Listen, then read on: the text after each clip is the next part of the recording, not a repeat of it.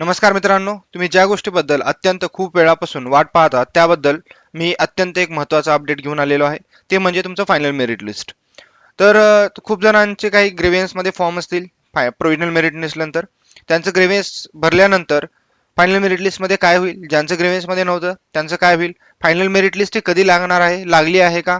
लागली नसेल तर कधी लागेल? किती वाजता लागेल? आणि कसं चेक करायचं?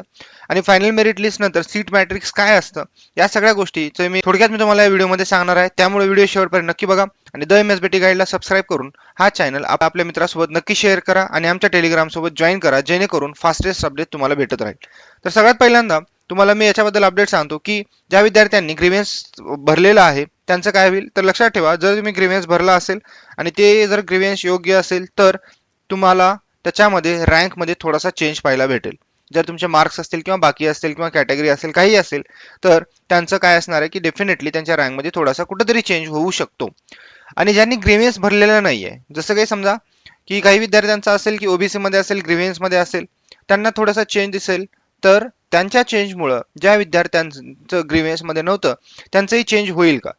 तर डेफिनेटली त्याच्यामध्ये होऊ पण शकतो आणि होऊ पण नाही शकणार. ते डिपेंड आहे की तुम्ही कोणत्या कास्टमध्ये आहात किंवा काय चेंजेस असेल, तुमचा रँक काय आहे, मार्क्स काय आहेत, त्याच्यानुसार ते चेंजेस होऊ शकतं, होऊ पण नाही शकत. आता याच्यानंतरचा जो प्रश्न आहे तो म्हणजे की फायनल मेरिट लिस्ट लागली आहे का? फायनल मेरिट लिस्ट लागली आहे का? याच्याबद्दल आपण डायरेक्टली चेक करूया की लागली आहे का आणि ऑफिशियल वेबसाईटनुसार ती फायनल मेरिट लिस्ट कधीपर्यंत लागणं अपेक्षित आहे. तर डायरेक्टली बघूया हे. आणि तुम्हाला जर हे लिंक पाहिजे असेल तर मी लिंक तुम्हाला आपल्या कमेंट बॉक्समध्ये देणार आहे. त्यामुळे या लिंकला तुम्ही कॉपी करा आणि यानंतर तुम्ही डायरेक्टली या लिंकवरती जाऊन तुम्ही चेक करू शकता. तर बघा, मी हा तुमचं वेबसाईट उघडलेली आहे. त्यानंतर या ठिकाणी जर पाहिलात तर या ठिकाणी इम्पॉर्टंट लिंक्स आहेत. या इम्पॉर्टंट लिंक्समध्ये जर पाहिलात तर तुम्हाला या ठिकाणी दिसेल इम्पॉर्टंट डेट्स.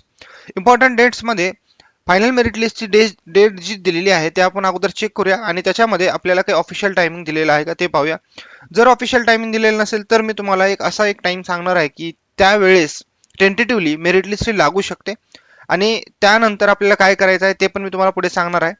तर बघा, या ठिकाणी आपण इम्पॉर्टंट डेट्स मध्ये गेलेलो आहे. इम्पॉर्टंट डेट्स नंतर इथं जर खाली पाहिलात तर तुम्ही जे कोणतं यस हा तुम्ही 7, 8 ते आणि 9 मध्ये तुम्ही जर पाहिलात तर तुमचा जो कोणता ग्रीव्हन्स तो भरलेला आहे. तर इथं बघा, display of final merit list is on 10th of July 2026. म्हणजे जे कोणती जी लिस्ट आहे ती आज लागणार आहे. बट तुम्ही जर या ठिकाणी पाहिलं तर या ठिकाणी कोणताही वेळ मेन्शन केलेला नाहीये.